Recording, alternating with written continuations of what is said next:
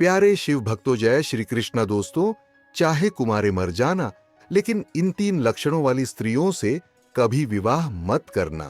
नमस्कार दोस्तों, स्वागत है आप सभी का पुनः आपके अपने YouTube चैनल हिंदी स्टोरी पर। प्यारे दोस्तों, इस वीडियो में लेकर के लाए हैं एक ऐसी कहानी जिसमें बताया जाएगा कि जिंदगी में कुंवारे मर जाना, लेकिन इन 3 लक्षण वाली स्त्रियों से हमेशा बच कर के रहना और इनसे कदापि विवाह मत करना। कभी जिंदगी में आप परेशान नहीं रहेंगे मित्रों। यह कहानी आपको बहुत अच्छी जानकारी और सीख देकर के जाएगी।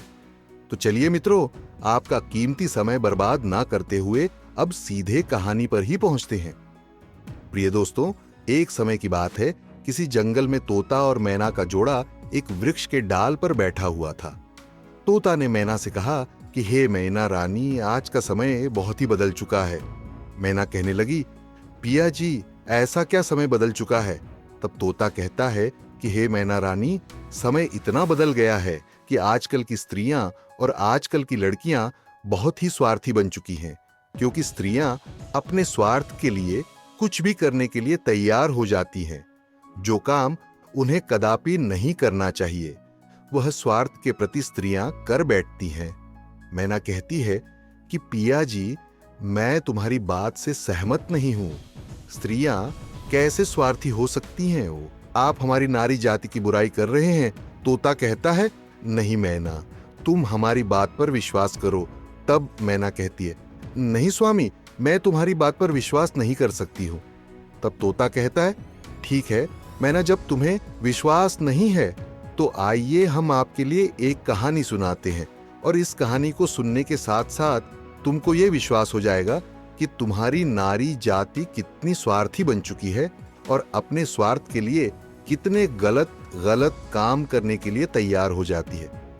दोस्तों, तभी मैना कहती है, ठीक है स्वामी, में पहले आप वह कहानी सुनाइए और सिद्ध करके बताइए कि हमारी नारी जाति स्वार्थी है या नहीं है। दोस्तों, तब वह तोता अपने मैना रानी को वह कहानी सुनाता है। तोता कहता है, हे मैना, एक समय की बात है, किसी नगर में 3 दोस्त रहते थे। एक राजा का लड़का था जो राजकुमार था, एक बनिया का लड़का था और एक साहूकार का लड़का था। 3 दोस्त थे। तीनों में बहुत गहरी दोस्ती थी, क्योंकि वह तीनों साथ साथ पढ़े थे और साथ ही साथ बड़े भी हुए थे। राजा का जो लड़का था, जो राजकुमार था, उसकी शादी भी हो चुकी थी। मित्रों, एक दिन की बात है, तीनों दोस्त राजा के बगीचे में टहल रहे थे। तो राजकुमार, जो राजा का लड़का था, वह अपने दोस्तों से कहता है, भाई कल चलते हैं और अपनी पत्नी को उसके मायके से बुला करके ले आते हैं, क्योंकि बहुत दिन हो चुके हैं और हमें अपने पत्नी की बहुत याद आ रही है। इसीलिए कल ससुराल में चलते हैं और तुम हमारे साथ चलो और हम अपनी पत्नी को बुला लाए। तब इन दोनों दोस्तों ने कहा, जो साहूकार का लड़का था और बनिया का लड़का था। इन दोनों ने बोला, भाई तुम तो अपने ससुराल में पहुंच जाओगे और ससुराल में ससुर जी के महल में आराम से सोओगे, लेकिन हम कहां जाएंगे? तब राजकुमार कहता है, मेरे भाई, तुम कोई सराय देख लेना और एक रात की ही तो बात है, रात सराय में काट लेना और सुबह मैं अपनी पत्नी को लेकर के आ जाऊंगा और आराम से घर के लिए निकल चलेंगे। दोस्तों, राजकुमार के बात को सुनकर के दोनों दोस्त, हुक्कार का लड़का और बनिया का लड़का जो था, वह सहमत हो जाता है।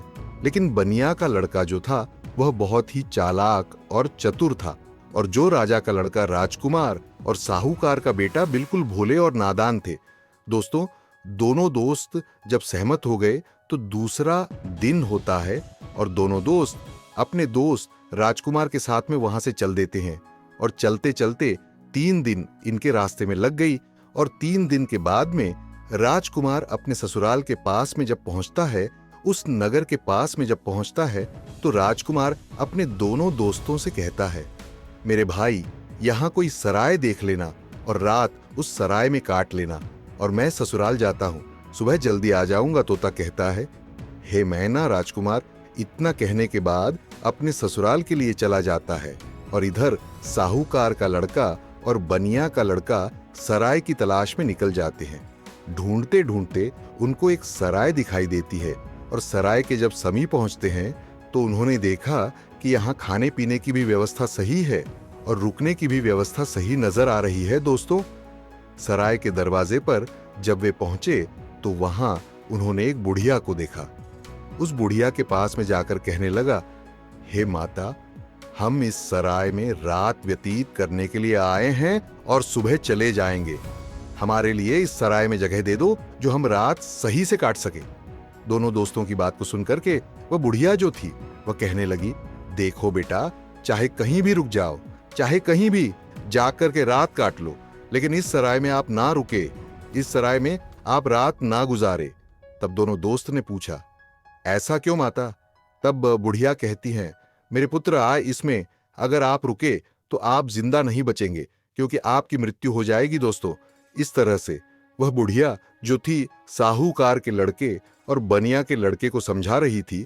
तब तक एक बहुत सुंदर लड़की, एक बहुत सुंदर युवती दरवाजे के भीतर उस साहूकार के लड़के को दिखाई दे जाती है। साहूकार के लड़का ने जब उस सुंदर युवती को देखा तब वो उस पर मोहित हो गया और साथ रात में रुकने के लिए वह तैयार था। उतावला हो रहा था कि किसी ना किसी तरीके से हम इसके साथ रात गुजार ले। मित्रों, इधर वह बुढ़िया समझाती रही, लेकिन साहूकार का लड़का नहीं माना। साहूकार का लड़का जो था वह अपने दोस्त से कहता हुआ चला गया कि दोस्त, तुझे कहीं जगह मिल जाए तो तू रुक लेना, पर हम तो इसके साथ में ही रुकेंगे। दोस्तों, इतना कहने के बाद में वह साहूकार का लड़का जो था उस सुंदर युवती के साथ में रुकने के लिए वह अंदर चला गया, और जो सराय में एक हॉल टाइप का रूम यानी हॉल जैसा एक कमरा था, वो बहुत गहरा और लंबा था। उसमें वह सुंदर युवती के साथ में साहूकार का बेटा चला जाता है। दोस्तों, इधर रात हो चुकी थी और सोने का भी वक्त कुछ समय में होने वाला था। दोस्तों, वह तोता मैना से कहता है, इधर साहूकार का लड़का उस सुंदर युवती के साथ में सराय के अंदर चला गया, लेकिन बनिया का लड़का बाहर रह गया। जो बहुत ही चालाक था, वह चतुर था और समझदार था। बनिया का लड़का ने उसे रोका भी, लेकिन वह नहीं माना। अब दोस्तों, बनिया का लड़का जो था वह बुढ़िया के पास फिर से पहुंचता है और कहता है, हे बूढ़ी माता, मैं आपकी बात को समझा नहीं। आपने कहा कि इस सराय में जो रुकेगा उसकी मृत्यु हो जाएगी और वह सुबह जिंदा लौट करके नहीं आएगा। इसका क्या कारण है, बताने की कृपा करें। तब वह बुढ़िया कहती है, बेटा, तुम उसे रोक रहे थे, लेकिन तुम्हारा दोस्त नहीं माना। मुझे डर है कि वह सुबह आपको जिंदा नहीं मिलेगा। बनिया का लड़का कहने लगा, वही तो मैं आपसे जानना चाहता हूं। माता, बात क्या है, खुल करके बताओ। तब बुढ़िया ने कहा, बेटा, यह जो सुंदर युवती आपके दोस्त ने देखी, जिसके साथ में वह अंदर चला गया, यह सुंदर युवती जो है यह एक वैश्य है और नागिन है। यह रात में अपना रूप बदल लेती है और जिसके साथ यह रात में रुकती है उसी को डस लेती है और उसको मार देती है। इसलिए हमको डर है, क्योंकि जो भी गया वह जिंदा लौट करके नहीं आया।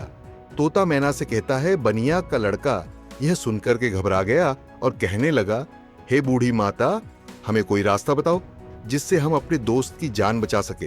तो बुढ़िया कहती है कि बेटा, मैं तुम्हें एक तलवार देती हूं और अगर तुम उस नागिन का वध कर सको तभी तुम्हारा दोस्त बच पाएगा। बनिया का लड़का समझदार और चतुर था। वह तैयार हो गया और कहने लगा, माता, लाइए तलवार, मैं अपने दोस्त का जान जरूर बचाऊंगा, चाहे हमारी जान ही क्यों ना चली जाए।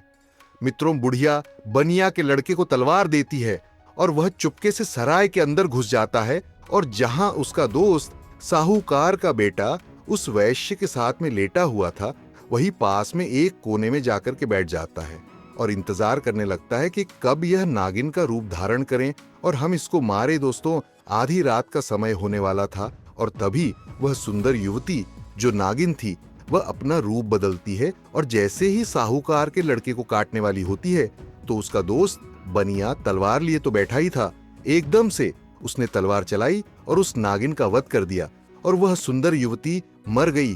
दोस्तों, इस तरीके से उसने अपने दोस्त की जान बचाई और उस मरी हुई नागिन को पलंग के नीचे रख दिया एवं छिपा दिया।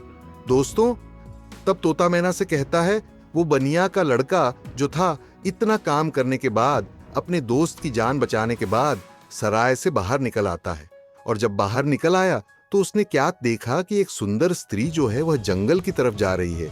उसने देखा और विचार किया कि यह सुंदर स्त्री जंगल में इतनी रात में कहां जा रही है, हमें देखना चाहिए, इसके पीछे पीछे जाना चाहिए।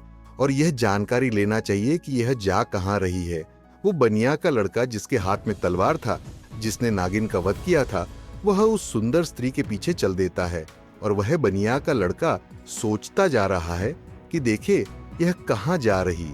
वह स्त्री चलती चली गई और जंगल में एक साधु का आश्रम था और वह स्त्री साधु के आश्रम पर पहुंच गई और जाकर के उसने साधु से मुलाकात की और वह सारा नजारा बनिया का लड़का दूर से ही देख रहा था।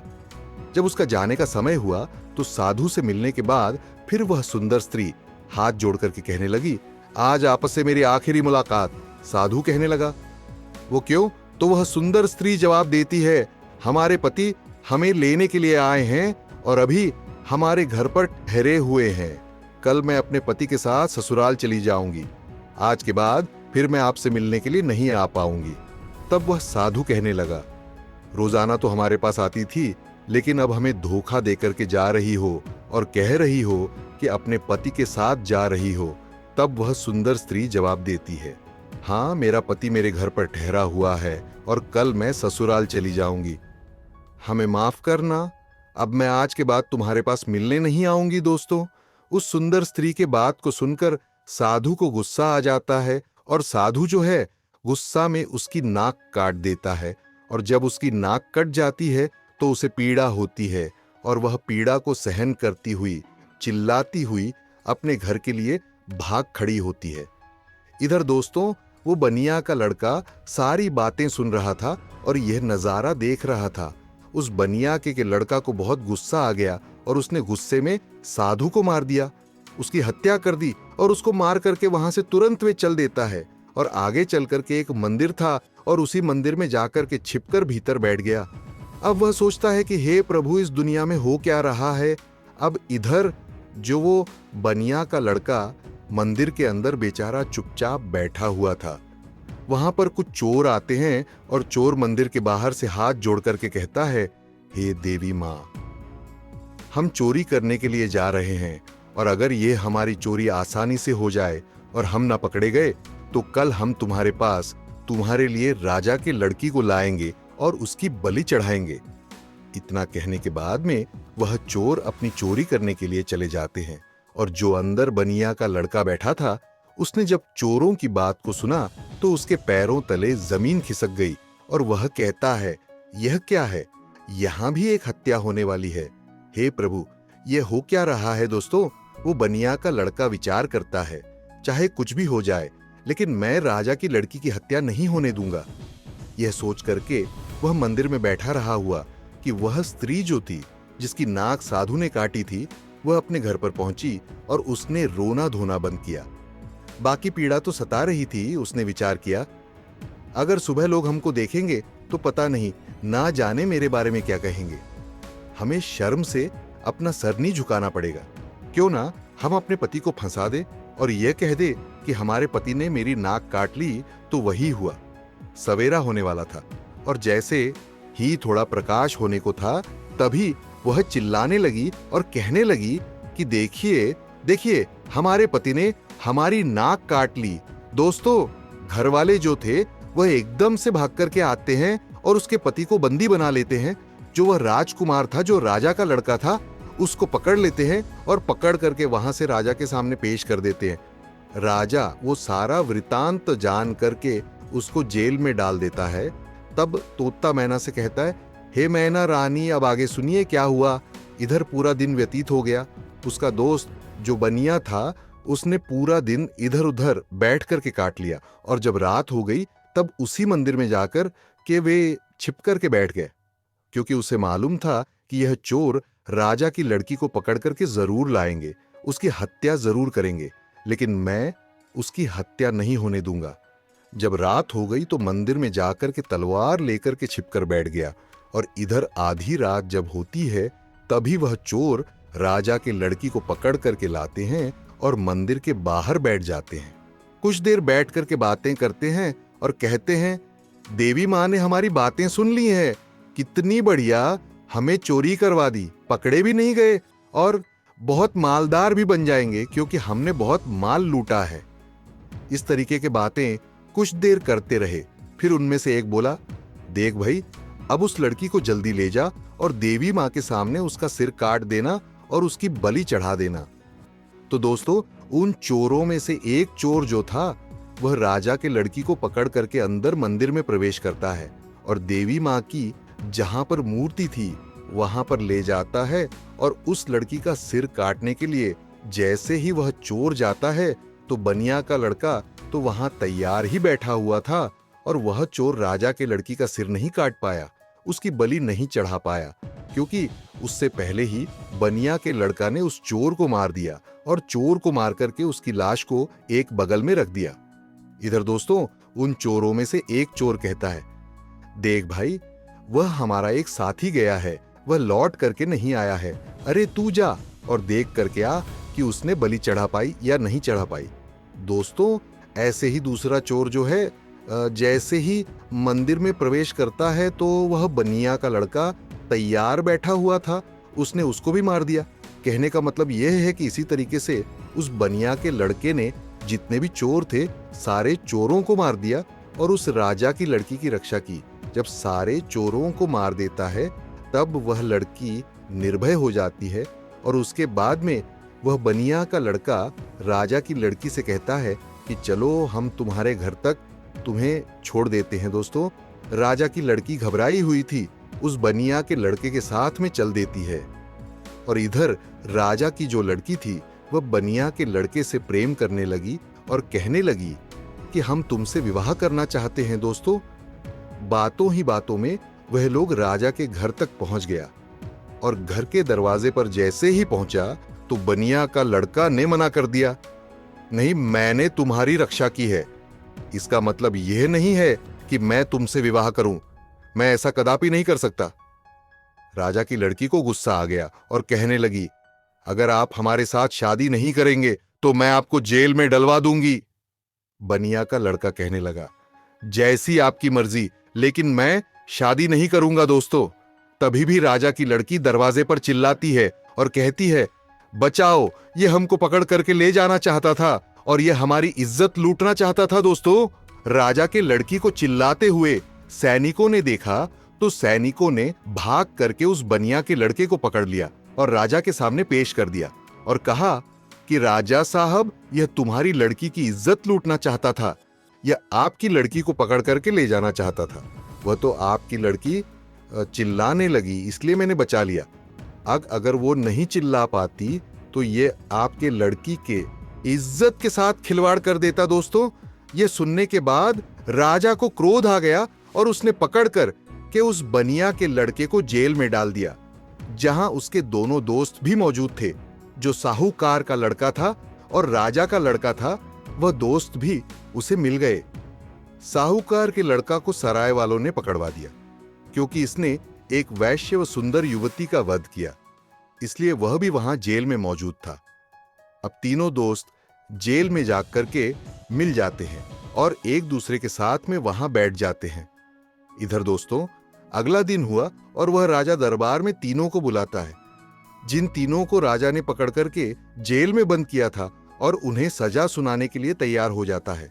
दरबार लगा हुआ था और राजा ने जो साहूकार का लड़का था जिसने वैश्य का वध किया था उसे अपने पास में बुलाया और उससे कहा कि क्यों रे, तेरा क्या नाम है, कहाँ का रहने वाला है।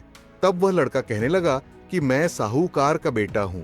राजा कहने लगा, ये बता, तूने वैश्य का वध क्यों किया, उसे क्यों मारा। अब दोस्तों, उस साहूकार के लड़का को कुछ मालूम ही नहीं था जो वह राजा को बता सकता। उसे नहीं मालूम था कि वैश्य का वध किसने किया। वैश्य का वध साहूकार के लड़का ने किया नहीं था। जो उसे मालूम होता, राजा ने फिर पूछा, चुपचाप क्यों खड़ा है, बता कि तूने उस वैश्य का वध क्यों किया। दोस्तों, तब वह साहूकार का लड़का तो नहीं बोल पाया, लेकिन जो बनिया का लड़का था वह कहने लगा, महाराज, क्षमा चाहता हूं, जो बीच में हमको बोलना पड़ रहा है, इसे कुछ मालूम नहीं है। इसने वैश्य का वध नहीं किया क्योंकि वैश्य का वध मैंने किया है। राजा कहने लगा, तो बता तूने क्यों किया, बात क्या है। तब दोस्तों, वह बनिया का लड़का कहता है, हे महाराज, हम अपने दोस्त के साथ में, इसी साहूकार के लड़का के साथ में सराय में रुकने के लिए एक रात गुजारने के लिए गए थे और एक बूढ़ी मां ने मना किया था इसके अंदर नहीं रुको, क्योंकि जो रुकेगा वह सुबह जिंदा नहीं बचेगा। लेकिन यह हमारा दोस्त नहीं माना और उसने सुंदर वैश्य को देख करके रात गुजारने के लिए अंदर सराय में चला गया। मुझे उस बुढ़िया के द्वारा मालूम हुआ कि यह नागिन है और यह नागिन का रूप में आकर के इसको डस लेती। इसलिए तब मैं तलवार को लेकर के अपने इस दोस्त की जिंदगी बचाने के लिए जहां यह पलंग पर वैश्य के साथ सोया हुआ था वही एक कोने में जाकर के बैठ गया। और जैसे ही उस वैश्य ने रूप बदला और नागिन बनकर के हमारे दोस्त को डसने के लिए तैयार हुई, मैंने तुरंत उसको मार दिया। अगर आपको विश्वास नहीं है तो जहां पलंग पड़ा हुआ है उसके नीचे हमने मरी हुई नागिन रख दी है, आप देख लीजिए दोस्तों। तब राजा ने सैनिकों को भेजा और वहां सैनिकों ने जाकर कि वहीं मरी हुई नागिन पाया और आकर के सारी बात राजा को बताया कि सत्य बात है। तो दोस्तों राजा प्रसन्न हो गया और कहने लगा, ठीक है, तूने दोस्ती का फर्ज निभाया है, जो अपनी दोस्त की जिंदगी बचाई है। दोस्तों राजा साहूकार के लड़का को छोड़ देता है। उसके बाद में राजा जो था वह राजकुमार, यानी कि जो राजा का लड़का राजकुमार जो था, उसको बुलाता है और उससे पूछता है कि तू बता कि तूने अपनी पत्नी की नाक क्यों काटा। अब दोस्तों उसको भी नहीं मालूम था नाक किसने काटी है, वह भी चुपचाप खड़ा था। राजा ने फिर दोबारा पूछा कि बोल क्यों नहीं रहा है कि तूने अपनी पत्नी की नाक क्यों काटा। तब दोस्तों वह बनिया का लड़का फिर से हाथ जोड़ करके कहने लगा कि महाराज क्षमा करे, इसको भी नहीं मालूम, इसने अपनी पत्नी की नाक नहीं काटी है। नाक किसने काटी है वह सारा वृत्तांत मैं आपको सुनाता हूं। तब उस बनिया के लड़के ने राजा को बताया कि यह लड़की साधु से प्रेम करती है, रात में साधु से मिलने के लिए गई, मैं इसके पीछे पीछे गया। इसने कहा कि मैं कल से तुमसे मिलने नहीं आ सकती, मेरा पति मुझे लेने के लिए आया है। यह सुनकर के उस साधु ने इसकी नाक काट ली और इसने आकर के अपने पति को फंसा दिया। इसने गलत किया। राजा कहने लगा, मैं तेरी बात पर विश्वास कैसे करूं। तब उस बनिया के लड़के ने कहा, महाराज सैनिकों को भेजिए, जहां उस साधु का आश्रम है देख लीजिए कि मैंने साधु का वध कर दिया है। दोस्तों सैनिक जाते हैं, आश्रम पर उस मरे हुए साधु को देखते हैं तो आकर के राजा को बताते हैं कि महाराज बात सत्य है। दोस्तों तब वह राजा उस राजकुमार को भी छोड़ देता है, वह भी बच जाता है। दोस्तों फिर तोता कहता है कि हे मैना, अब आई बारी उसी बनिया के लड़का की जिसने राजा के सामने अपने दोस्तों की जिंदगी बचाई। राजा उस बनिया के लड़का से बोलता है कि तूने तो अपने दोस्त को बचा लिया, लेकिन अब तू बता कि तू हमारी लड़की को पकड़ करके क्यों ले जाना चाहता था, इसके साथ में दुर्व्यवहार करना क्यों चाहता था, इसकी इज्जत से खिलवाड़ करना क्यों चाहता था। अब तू नहीं बचेगा। दोस्तों तब वह बनिया का लड़का कहता है कि महाराज क्षमा करे, यह आपकी लड़की जो है ना, इसने हमें गलत फंसाया है। आपकी लड़की की बलि चढ़ाने के लिए कुछ चोर इसको पकड़ करके ले गए थे, मैं उसी मंदिर में था, मेरे हाथ में तलवार थी क्योंकि मैं साधु को मार करके आया, और आपकी लड़की को मारने के लिए जैसे ही एक चोर अंदर मंदिर में आता है मैंने उसको मार दिया, दूसरा आता है उसको भी मार दिया। इसी तरीके से जितने भी चोर थे मैंने सबको मार दिया और सभी मंदिर में ही पड़े हुए हैं। अगर विश्वास नहीं है तो सैनिकों को भेज करके देख लीजिए। दोस्तों तो वही हुआ, सैनिक जाते हैं मंदिर के पास में, मंदिर में जाकर के देखते हैं तो उन चोरों की लाशें पड़ी हुई थी। तो सैनिकों ने आकर के सारी बात राजा से कही कि महाराज बात सत्य है, आपकी लड़की की रक्षा इसने की है, इसने इज्जत से खिलवाड़ नहीं किया और ना ही इज्जत लूटने की कोशिश की है। वो बनिया का लड़का कहता है, हाँ राजा साहब, मैं आपकी लड़की को पकड़ करके क्यों ले जाऊंगा। और सुनिए महाराज, चोरों से बचाकर कि जब आपके लड़की को घर छोड़ने के लिए आ रहा था तब आपकी लड़की हम पर असत्य हो गई, प्रेम करने लगी और विवाह करने की जिद करने लगी। मैंने कहा मैं ऐसा कदापि नहीं कर सकता, मैंने जिस लड़की की रक्षा की है और उसके बदले में मैं उससे विवाह करूं, उसकी इज्जत से खिलवाड़ करूं, ऐसा मैं नहीं कर सकता। मैंने उसे मना किया तो उसने कहा, अगर तुम हमसे विवाह नहीं करोगे तो हम अपने पिता से कहकर तुम्हें जेल में डलवा देंगे। और उसने वही किया। बनिया के लड़के के बात को सुन करर के राजा जो था उसका चेहरा शर्म से नीचे झुक जाता है और तब उसने बनिया के लड़के को आजाद कर दिया और माफी मांगी कि जाओ बेटा तुम आजाद हो, तुम्हारी गलती नहीं है। इस तरीके से वह बनिया का लड़का जो था अपने दोनों दोस्तों को बचा लेता है और खुद भी बच जाता है, और तीनों दोस्त हंसते हंसते अपने नगर में चले आते हैं और आराम से फिर वही रहने लगते हैं। तो दोस्तों, अब वह तोता कहता है कि हे मैना, देख लिया, इस तरीके से नारी जात स्वार्थी बन चुकी और अपने स्वार्थ के लिए गलत से गलत काम के लिए तैयार हो जाती है। अब उस गलत काम के लिए चाहे कुछ भी करना पड़े, चाहे कितने भी कष्ट झेलना पड़े, चाहे किसी के भी जिंदगी से खिलवाड़ क्यों ना करना पड़े, लेकिन ऐसी स्त्रियां नहीं मानती हैं दोस्तों अपने पिया तोता की बात को सुन करके। मैना जो है वह चुप हो जाती है। उसके बाद में तोता कहता है, हे मैना रानी, इसीलिए तो मैं सोचता हूं कि चाहे भूखे मर जाना, लेकिन इन 3 लक्षणों वाली स्त्रियों से कभी विवाह मत करना। तोता समझाता है कि 3 लक्षणों वाली स्त्रियां यह है, पहली, वह जो पति होके भी पराए, पति से हित करे और पराए पति से छुप छुप के मिलने के लिए जाए, अपने पतिव्रता धर्म को भूल जाए और उसके साथ में हवस का शिकार बन जाए। तो ऐसी स्त्री से हमेशा बचना चाहिए और ऐसी स्त्रियों से दूर रहना चाहिए। और दूसरी स्त्री वह है जो एक स्त्री तो है लेकिन वेश्यावृत्ति की तरह जिंदगी गुजार रही है, नागिन की तरह रह रही है। अब उसे अपने हवस के इच्छा पूर्ति के लिए चाहे अपने पति का ही कत्ल क्यों ना करना पड़े, लेकिन वह कर बैठती है और नागिन की तरह अपने पति को 10 करके उसे मार डालती है। तो ऐसी वेश्यावृत्ति के लक्षण वाली जो स्त्रियां हैं, इनसे दूर रहना चाहिए, इनसे कदापि विवाह करने की इच्छा नहीं रखना चाहिए। और तोता बोला, हे मैना, तीसरी स्त्री वह है जिसकी जान अगर कोई बचाए और अगर वह मरने के लिए जा रही हो और उसकी अगर कोई जान बचा ले और ऐसे में वे मददगार को ही झूठा फंसा दे और उसी मददगार से विवाह की इच्छा करे, उसी से दुर्व्यवहार करने की इच्छा करे और फिर उसको झूठा फंसा करके उसको मरवा डाले या उसे जेल में बंद करवा दे या उसे सजा दिलवा दे, तो ऐसी स्त्रियों से भी हमेशा बच के रहना चाहिए। इनका कोई भरोसा नहीं है कि किस वक्त तुम्हारी जिंदगी को ले बैठे। तो दोस्तों, मेरे कहने का तात्पर्य यह है कि यह कहानी हमें यही सिखाती है कि चाहे जीवन में कुमारे मर जाना, लेकिन 3 लक्षणों वाली लड़कियों से हमेशा दूर रहना, बच करके रहना। कभी जिंदगी में फंसोगे नहीं और कभी जिंदगी में दुखी नहीं रहोगे और तुम्हें कभी भी जिंदगी में रोना भी नहीं पड़ेगा और पछताना भी नहीं पड़ेगा। तो प्रिय मित्रों, कैसी लगी आपको ये कहानी? अगर कहानी अच्छी लगी है, पसंद आई है, तो कमेंट बॉक्स में जरूर बताना और हो सके तो अपने मित्रों को भी शेयर करना और हमारे हिंदी स्टोरी चैनल को सब्सक्राइब अवश्य करना। धन्यवाद। जय श्री कृष्णा।